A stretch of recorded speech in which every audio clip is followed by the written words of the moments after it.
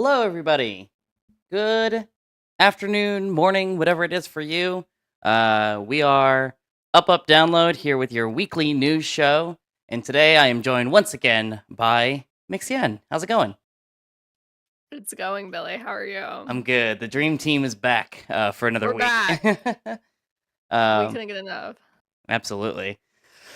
But yeah, it's Sunday, April 14th. We're winding down on school year stuff, and we're about to hit summer games kind of stuff. Obviously have Summer Games Fest here in a couple months. But summer is where we tend to get a lot of releases and a lot of surprise releases. Um, so yeah, that's coming up around the corner. But this week we've got just a couple things. It seems kind of a slow-ish week in the gaming world, but there's still a couple uh, standout stories for the week. And I want to start with we talked last week a lot about emulation. And so to follow up on that, Matt, one of our other members of Download, shared with us that we have an official emulator on the App Store now called iGBA.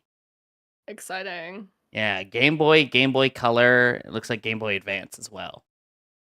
So, um, and it looks like it runs as you'd expect. It's a Game Boy emulator. Now, the important thing to note is that this particular emulator does not let you download directly from like an app store within the app. You still have to provide your own ROMs, which falls under general emulation rules. Like you're not supposed to file share, all that stuff. But we do have access to an emulator on the Apple App Store after their announcement last week about allowing official emulators on the store. And so Matt shared with us, hi, you want in on the news show? Huh? You didn't want my attention 10 minutes ago. It's not. Yeah, just how it Just when works. you're doing things. Yeah, she's just going to be here hanging out with Donkey Kong for the news show. But back to the emulator. So Matt kind of went through some stuff and kind of told us how it worked and some stuff on it. So it's really kind of neat. It loads ROMs directly from the files in your phone, which is crazy for an Apple device. True. Like Apple does not like you being able to access the files in your phone. At least they haven't for a while. I don't know if their policy on that has changed in recent years. But the emulator itself has you selecting files in your phone to load the ROMs to be able to play. And so Matt showed us he's got a few. So he was able to download a couple of his ROMs or ROMs shared from his friends. And it just says you just tap the game in the file browser and it loads right away.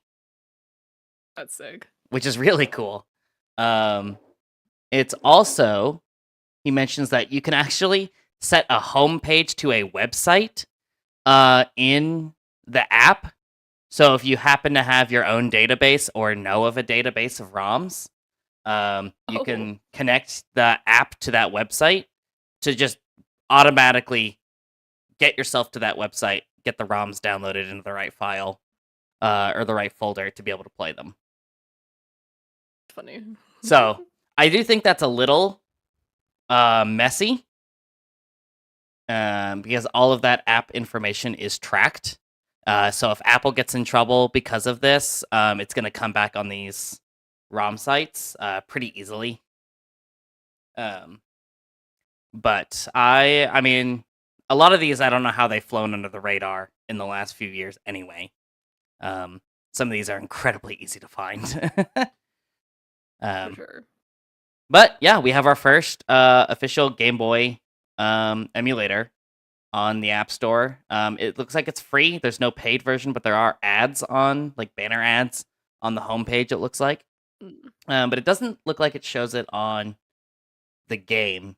So once you're playing, I think the ads are gone. I just want to point out, I pulled this up to look. hmm It is #1 in developer tools right now. Wow, that did not take long at all. Yeah, people were ready for this. Yeah. So there you have it. There's the first. I'm sure there will be many more following. Um, good for them. I mean, people have been playing Pokemon games on their phone for who knows Yeah. how long. But now it's got True. Apple's seal of approval, um, which is kind of bonkers. And they've got banner ads on them, so there is some money being generated somewhere. And that's when stuff gets messy. But the emulator itself is not hosting any ROMs, so I think they're okay for the moment. So there you go. There you have it. You have an app. So if you have an iPhone, you can go play Pokemon on your iPhone. Congrats, iPhone users. We're finally able to do what Android has been able to do for years now. Yeah, the classic. In related news, we actually didn't have this on our chat, but I was just remembering.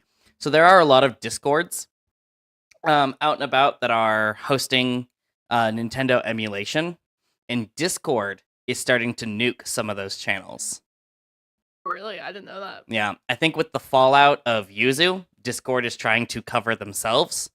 A reminder that a Discord is not a private place for you to host files. It's like putting it on a public Dropbox. So it's not secure. It's not anything. And so Discord is covering themselves, I'm guessing, from a lawsuit of facilitating piracy by actively nuking some of these emulator file sharing channels that they have found out about. So don't drop your ROMs in Discord. That is not secure. Do it a different way. I'll just mail it to you by carrier pigeon. Yeah, that'd be great. Yeah, Exactly. send me all your GBA ROMs. Okay. Via carrier pigeon. I will let my apartment know. I'm sure they'll love it.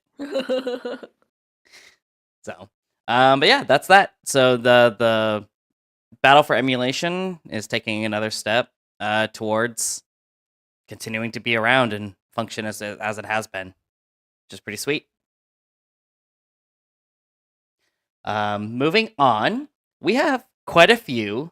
It was very poorly advertised, but Nintendo hosted 2 tournaments this weekend.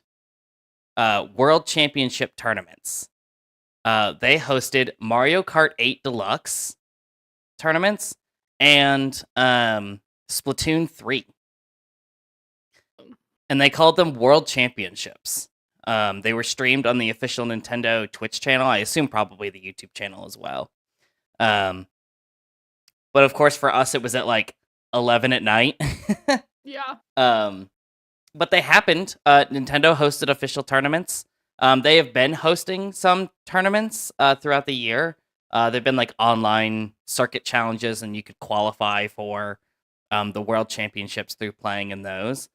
But after Nintendo's recent, I say recent, it was a couple years now, stint with the Smash Bros. Community, it's strange to see them kind of going, oh, people like video game tournaments.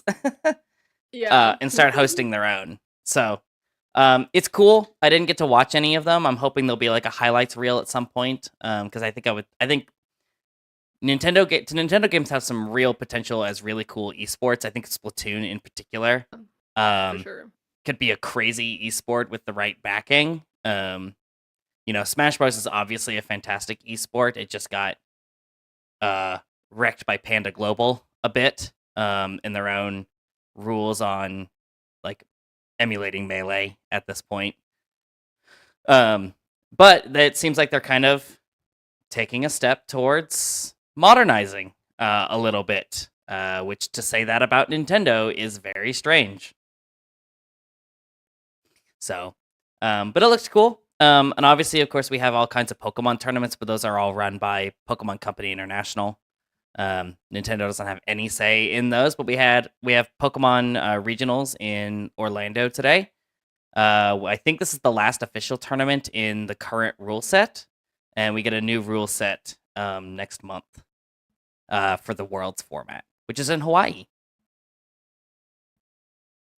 So, yeah, which would be pretty cool. They, weirdly enough, they just announced the dates for the World Championships like a couple weeks ago.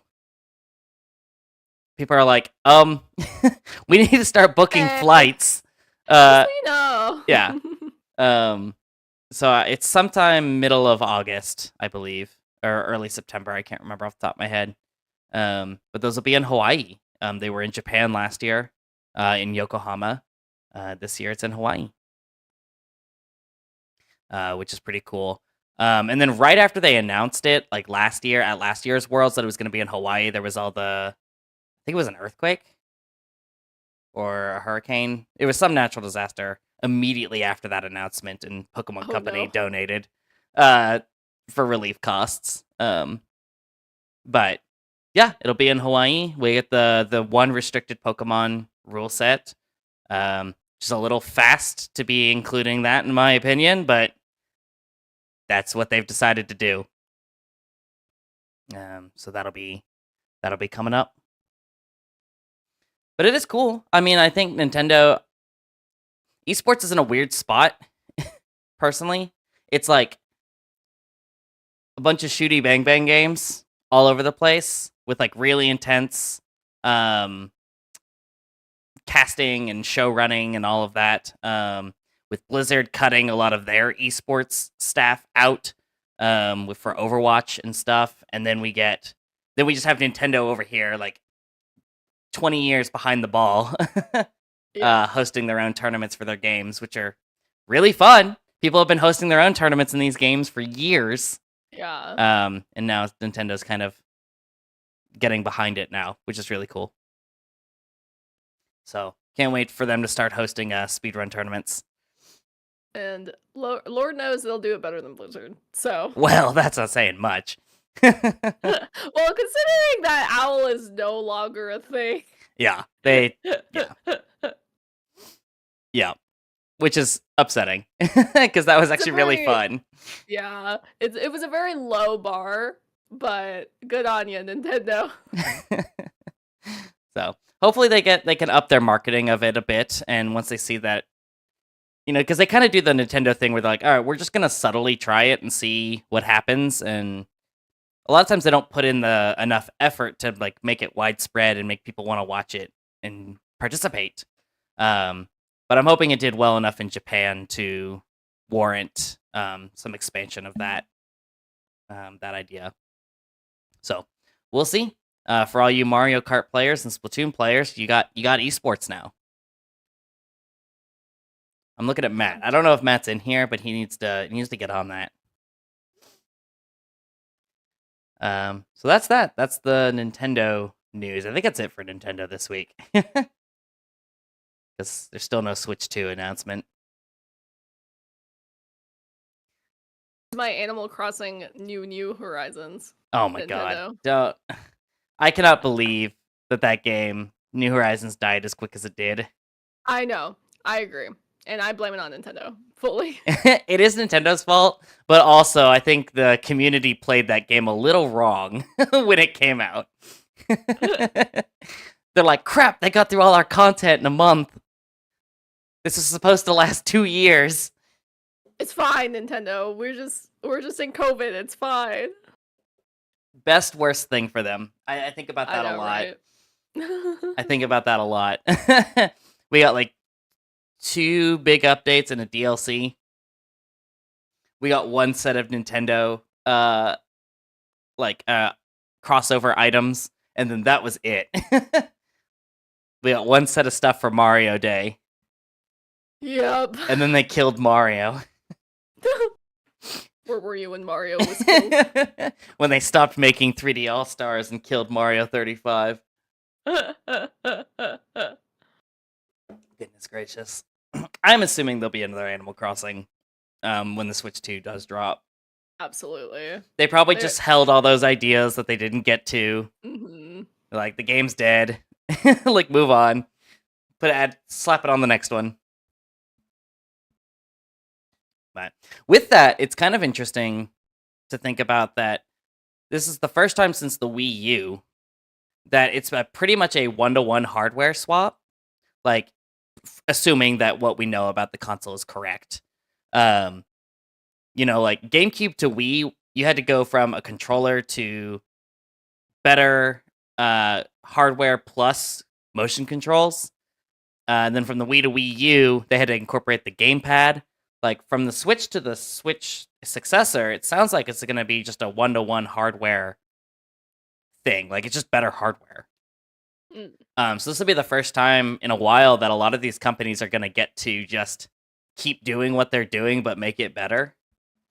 Yeah. Which is going to be fascinating to kind of see.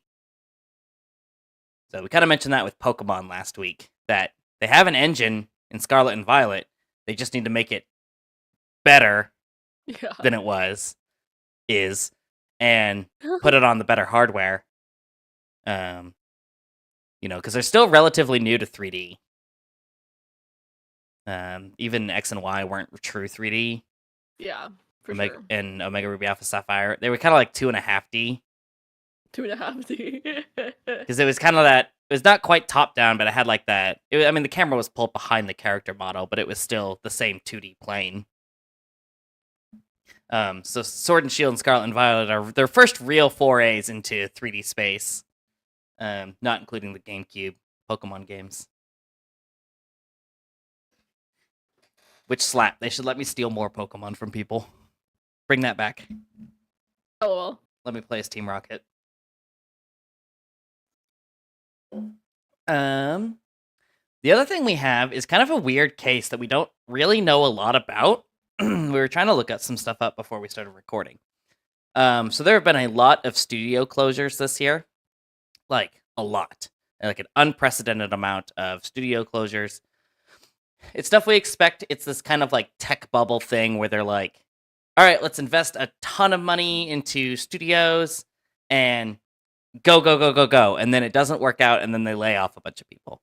I was watching an Arlo video a couple weeks ago, and that's kind of what he mentioned, is that it's a tech thing. Tech companies apparently do this all the time. But we have this weird case now where there's a company called Possibility Space. They did the game State of Decay. This was shared to us by Sterling, who also said that they did Guild Wars, but I couldn't find enough information on that in time. I don't know if they currently kind of were responsible for just Guild Wars 1, or if they're also responsible for Guild Wars 2, because it was developed by ArenaNet, but I don't know what their relationship is with that franchise. But the studio closed, and Jeff Strain, the director, is blaming an unreleased Kotaku article for it. About some leaking information. Sort of thing. And I'll try to skim through the article and read the important parts. I got a text this afternoon from Ethan Gash of Kotaku, is writing an article about the closure of Crop Circle Games, one of the 4 studios under my care as the former CEO and owner of Puritania Media. Mr. Gash has not contacted me about his article, nor confirmed details in his article with me, which is surprising considering the fact that I was CEO of this company for 2 years and retained majority ownership. I stepped down as CEO this winter on medical leave, and while I don't know the content of Mr. Gash's article, I have no assurances that my personal struggles as a rare female game industry CEO will not be covered in this article. Oh, a statement by former Britannia Media CEO. This is from Annie Delacy Strain. But Jeff Strain said that he was done. So basically, that's just kind of the beginning of this. It was a huge letter published to the Crop Circle Games official website. And so apparently this article from Kotaku has not even released. And yeah, let's see. In a bizarre studio closure, God dang it. I accidentally opened a different window. In a bizarre studio closure and layoff message to staff, Possibility Space owner Jeff Strain blamed the studio closure on employees leaking information to the press. So they were just like, I guess I'm done, and I'm going to blame these people for it. So I can just close the studio. I don't know. Pretty unhinged behavior. Yeah. After undergoing layoffs in February, Crop Circle Games shut down entirely. The initial layoffs were allegedly sudden and messy, quote IGN, with some employees being furloughed and kept on the hook for weeks only to be laid off later on anyway. Oof. So, it seems like things were going bad, and then Jeff Strain comes in and is like, well, since people just want to leak information to Kotaku, I'm just done. And then they killed the studio. Like, that's gonna happen. Like, you just have to... Yeah. You don't just close a whole fucking studio. Jesus. Right, but it sounds like they were going to anyway. But I don't know. That's weird. I mean, look, I don't like Kotaku either, but like, here's the thing about a Kotaku article anyway. You can pretty much look at most of their articles and just ignore it. Yeah. Like, it doesn't matter. Like, of all the publications to have an unreleased article about, Kotaku is not the one to worry about. Yeah. But this seems like maybe I can use this as a way out without, Yeah. But it's totally backfiring.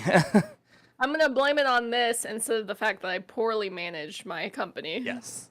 So I don't know. We'll probably hear more on that later. I tried to get to the Crop Circle Games website, and it had a 404 error. I couldn't actually look at the website. I didn't even think about using Wayback Machine until now, but we're beyond that. So yeah, another studio closed under bizarre circumstances, as always. I just hope that the people who worked there can find other work. Sure. Because we know their CEO is not going to help them find it. Yeah. So, that's all I've got. That's kind of it for the week. But you had something, Michelle. That's it for the week, Yeah. He says. Even though it's so big, at least for me. At least it is big. It is big. It is big. I was just going to let you kind of handle the encore. Anyways, Baldur's Gate 3 winning Small little of the game year in each of the 5 major Game Award categories. Now that the BAFTAs have concluded. I think you said it had dethroned Breath of the Wild. Is that what you said? Yeah, that's what I read this morning. I think I also saw something that said it dethroned. Was it Elden Ring? Elden Ring as well. Yeah. Which is crazy to me. Because that was a big game. It's kind of like... It's weird to think how big the scope of Baldur's Gate 3 actually is. Right. When here I am being like, I love this little video game. I love this little piece in time. Yeah. You know? Yeah. Well, it's crazy to me as somebody who's been playing Dungeons and Dragons for a while and like watching a lot of the stuff like just go down between Hasbro and Wizards of the Coast, and being this niche little nerdy thing. Like, it's almost movie-like, but like you really didn't tell people generally that you played D&D. Like you really only got like your close friends together to play D&D, because it was, you would get made fun of for it. You get made fun of everything in high school, but like being a D&D player was like not great, even for like our age. Not as bad as probably people in the 80s and 90s, but like there was still a lot that would come from telling people that you played D&D. And to see Baldur's Gate 3 and the success of the D&D movie, D&D getting a ton of collaborations, tabletop games as a whole getting more popular, is crazy. Critical Role being the #1 Twitch stream on the platform, it is so cool and crazy. And then to see Baldur's Gate 3, when nobody, except for like people in their 30s and up, who played Baldur's Gate 1 and 2, Baldur's Gate 3 comes in and it's sweeping. It's crazy to me. It's crazy to me. I do want to point out, so I think the BAFTAs were really kind of echoed throughout the Baldur's Gate 3 like fandom space, because not only were Neil Newbin, Amelia Tyler, and Samantha Bayar all nominated out of like 6 nominations for Best Performance by a Lead Actor. Right. Like Tracy Wiles and Andrew Wincott were also nominated for Best Performance in a Supporting Role. And those were like really the most nominations, I think, from the other Game Awards categories. So people were really like excited. Yeah. And of course, all the other nominations that they won, like Borislav Savov finally fucking took home best score, and I was crying watching him accepting it. Yeah. But I want to point out, when I was watching the stream, you know, you have 3 people in Baldur's Gate 3 against 3 other people. Right. And they announced that the winner was, I can't remember his last name, but Naji, who voiced Miles Morales in Spider-Man. And the Twitch chat was like, what? And I was like, oh, okay, that makes sense. So they're going to give Baldur's Gate 3 Game of the Year. And I think it's important to note that when you have so many actors from one game in that category, you're gonna give the nod to them for their performance as the nomination, but they're gonna give it to they're gonna give Game of the Year to Baldur's Gate 3, so that way they can encompass all of those actors. Yeah.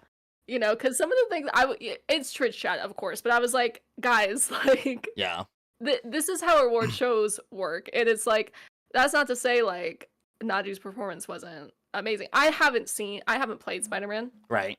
But from like the clips that I have seen, it's like, you know, I'm sure he did a phenomenal job, and the cutscenes that I have seen are great. Yeah. So it's like, we won. Fucking Neil Newbin won in the Game Awards. Yeah. He won in we've won in other categories. The BAFTAs this late into the award cycle. Right. They're gonna switch things up a little bit, so that way we can give other people awards. Is BAFTA? Because I didn't watch it at all or follow it. I really am not a huge awards show guy.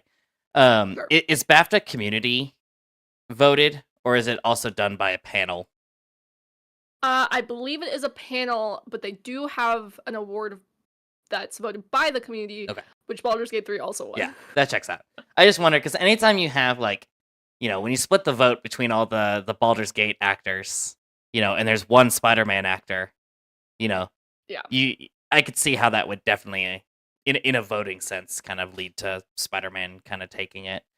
But it was very funny though, because like I don't think Naji expected yeah. him to win after you know all of the Baldur's Gate sweep we've seen. Yeah. So he literally went up there and was like, I don't know what to say. I didn't think this would happen. Yeah. Actually. Yeah. It's crazy. Yeah. How many people have fallen to Baldur's Gate 3, like just fallen head over heels for it. Same. Same. You know, and I don't even like, you know, I like those games, and I like that how Larian did Baldur's Gate 3's combats. Like, I don't really do the pseudo real time. I really like this like tactics style gameplay they did. I agree. That's stuff they just pulled from Divinity. Like they know how to play. Yeah. They know how to do these kind of games. But I just think about how many people don't play RPGs. Like, there are a lot of people that I have tried to get people to play insert JRPG here, and they're all like, no, I don't really like this whole like taking turns sort of thing. I don't like that style of gameplay. And I'm like, all right, fair enough. And then here I see everybody like, Baldur's Gate 3 though? Maybe it's because Baldur's Gate 3 has sex. I don't know. That's probably it. I was that person. I don't know if we talked about it, but when Baldur's Gate 3 first came out and everybody was raving about it, I was like, I'm not gonna play that because I don't think I'm gonna like it because it's turn-based. Yeah. And this is coming from someone, but this is because like the game that I had played most in the last few years, besides this, was either Dead by Daylight or Destiny 2. Yeah. Which are not turn-based. Yeah. whatsoever and are based off of pure reaction. Mhm.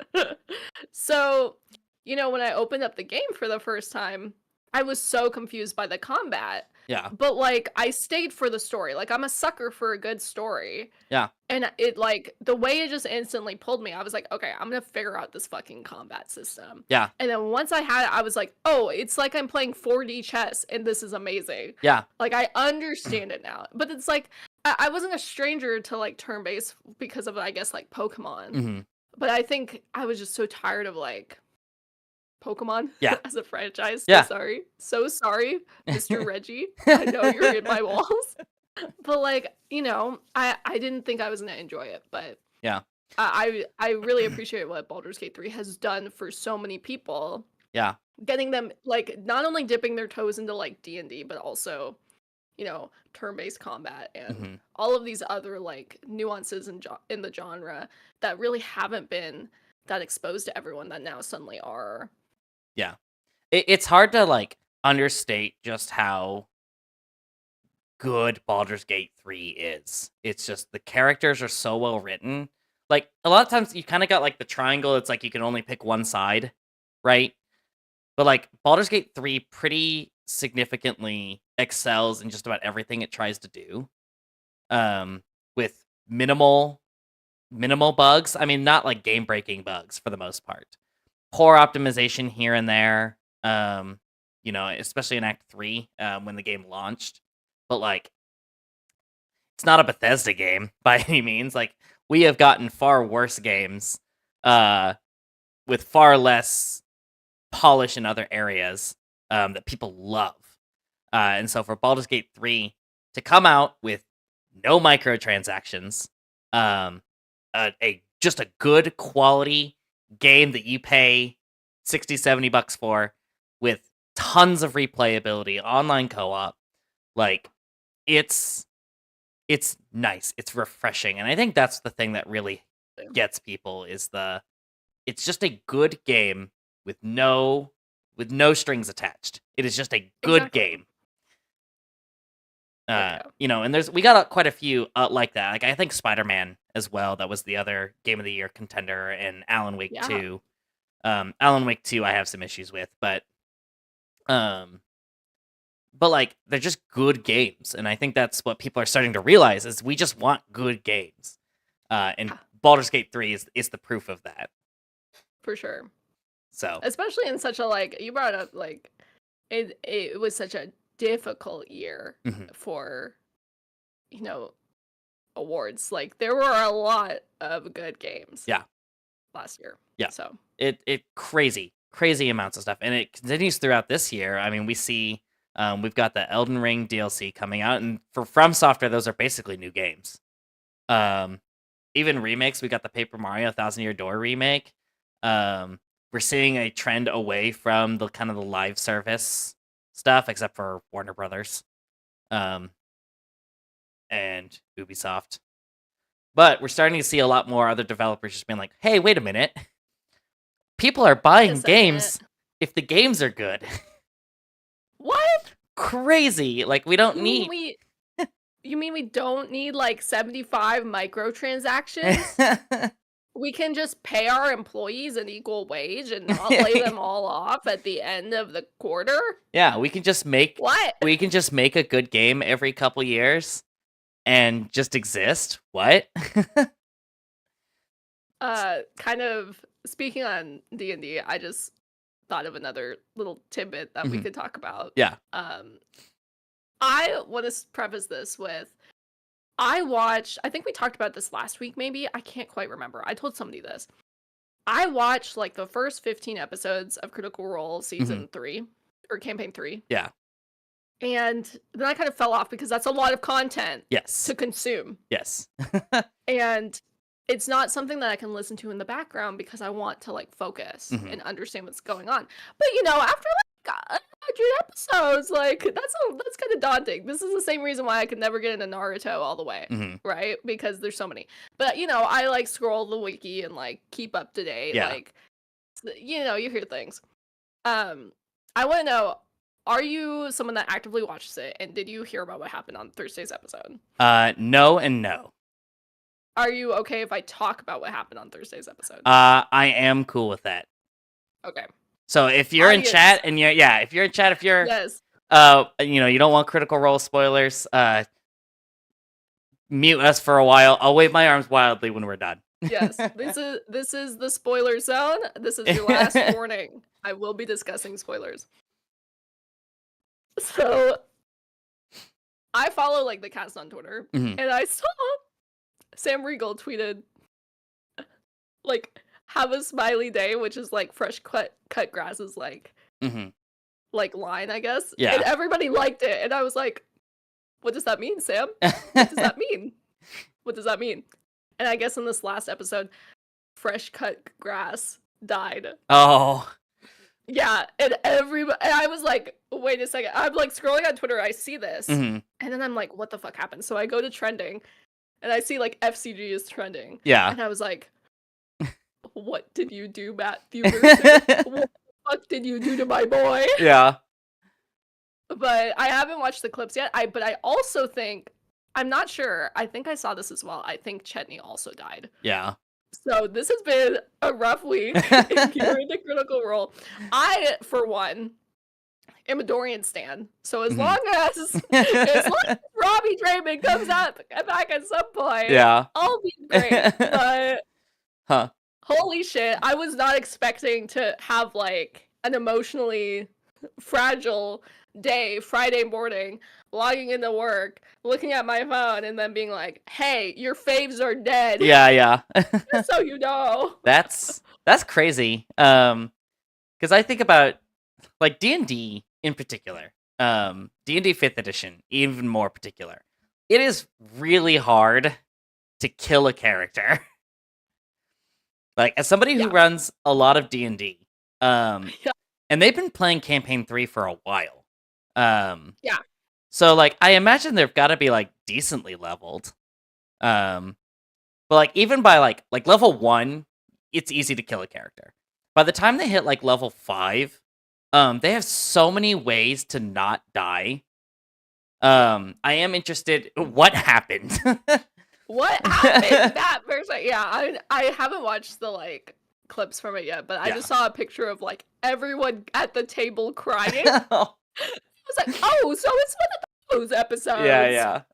That's crazy. But yeah, that's interesting. I guess we'll wave them back in. Spoilers done. Come back now. You can come back. Spoilers are over. Yeah, spoilers are over. I think it's interesting now, avoiding the spoiler talk, but that almost makes me think they're trying to like wind down the campaign, like reach a climax of some sort. Because the thing is, they have their own system now. So I guess this is kind of fun to talk about. I don't know that we've mentioned this at all on the weekly news show stuff. But Critical Role has developed two tabletop game systems. And I'm assuming they've been working on it for a while, but I think production probably sped up after one D&D got announced and Wizards of the Coast kind of took a nosedive in popularity. But I could see them kind of trying to finish up the campaign, in a narratively satisfying way, to make way for running Daggerheart, which is their custom campaign or their custom system. They've been doing like playtest, like one shots and stuff, I think, and like developer updates. I think there was one earlier this week about like what they've changed so far for Daggerheart. And they also have Candela Obscura, which Taliesin has been running. It's basically their kind of answer to like Call of Cthulhu. It's this kind of atmospheric horror style game that borrows very heavily from Blades in the Dark, which, quite frankly, a lot of those systems borrow very heavily from Blades in the Dark because it's a great system. But I think Critical Role might start to pivot from D&D a little bit, despite its increasing popularity. I just looked it up too because I wanted to see where we were at. Campaign 1 had a total of 115 episodes. Campaign 2 had a total of 141. We're currently at 91 episodes. Okay. In Campaign 3. So give or take, could be. Yeah. Maybe a year. That's still a lot of episodes to go. Yeah. But, I could definitely see them, aiming in that median somewhere between those. Yeah. So. Well, especially because 1D&D, I think, is supposed to launch this year. Oh, really? I'm pretty sure. I thought that was like sometime this year. Actually, let me look it up real quick because now I'm just with this. But 1D&D is supposed to be playable with 5e. Oh, 1D&D set for September 2024, so very close. So we'll have to see. 1D&D is looking to be a pretty unpopular thing. For those that aren't aware, basically what they want to do, last I heard, they've made some changes after fan backlash, so we'll see how much they backpedal on it. But basically 1D&D wants to say that there are no longer going to be editions of Dungeons and Dragons. So if they want to do like sweeping rule changes, they do a whole new edition. Basically what they want to do is they want to take the 5th edition rule set as it currently stands through all the revisions and stuff, make a new book called 1D&D. So basically it is 6th edition in air quotes. But what they want you to do, last I remember, was they basically want you to subscribe to 1D&D. It is now going to become a subscription service. Yeah. And what they basically want is they don't want to sell physical books anymore. What they want to do is they want to be able to change the rules kind of in perpetuity without having to release new editions of books. But in order to play them, you have to have their subscription service, which has been wildly unpopular. In an era of things being erased at a moment's notice from the internet, I think that perhaps having a physical tabletop game is not the place that you want to make it entirely online. So I see where that backlash is at. Yeah. I understand not wanting to, wanting to put all of your, stuff in one cohesive, cloud. Yeah. But you could still do that and still release books. Yeah. There is a place in this world for physical editions. Yes. Now, again, they've kind of gone back and forth on a whole lot of stuff since then. I don't know if that's still the plan. But they've also caught in a lot of backlash on how they've redone a lot of the classes. So they've got their work cut out for them, I think. But I haven't heard much on it in the last couple months. So we'll just have to see what happens in September. But yeah, so as a result, a lot of people are finding out that Pathfinder is pretty good. Yeah. So that's kind of interesting. But again, D&D is wildly popular. D&D just got a Lego set a couple weeks ago. Oh yeah, I saw that. I saw that too. So I'll admit, I had no fucking clue about D&D. I saw the D&D movie before Baldur's Gate. I saw the D&D movie. That was all of my experience. Mm-hmm. And then once I played Baldur's Gate, and I was like, wait, this is decades of world building and fantasy. And I was like, oh, I get it now. Yeah. I get it now. So.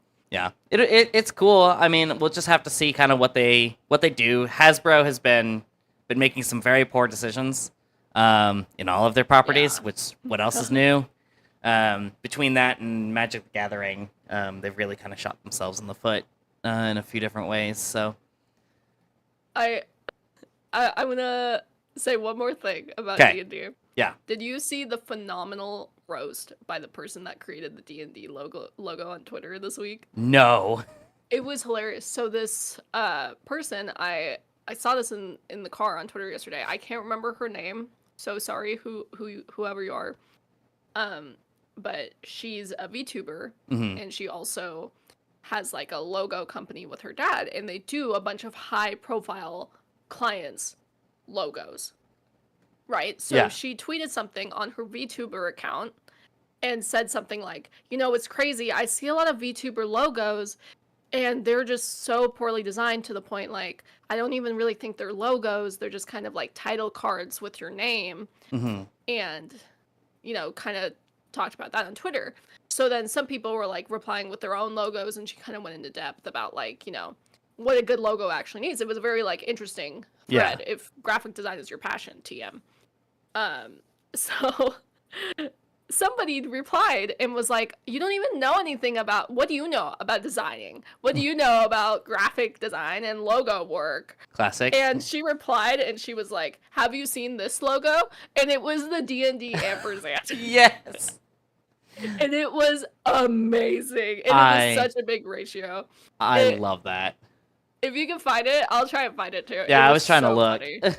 But I love. I'm gonna find it somewhere. Yeah, I love people getting roasted. Like, what do you know? And it's like, have you seen this cool thing that you love? I did that. Guess what, bitch? Get ratioed. Oh, I love that. I love that so much. But yeah, I think that kind of covers it. There's your news for the week of emulators and Nintendo things, and a slight derailing to D&D, which, what do you expect from the two of us? That's Just fun. Exactly. Part of it. If you got your bingo cards, mark it off. That's the free space. Exactly. So, but as always, thank you guys for tuning in. We appreciate you all. We're going to go ahead and sign off here. Go play Baldur's Gate 3. Go play some tabletop games. Go treat yourself today. It's Sunday. Treat yourself before the week starts. So, thank you guys. We will catch you all next time. Thanks for stopping by.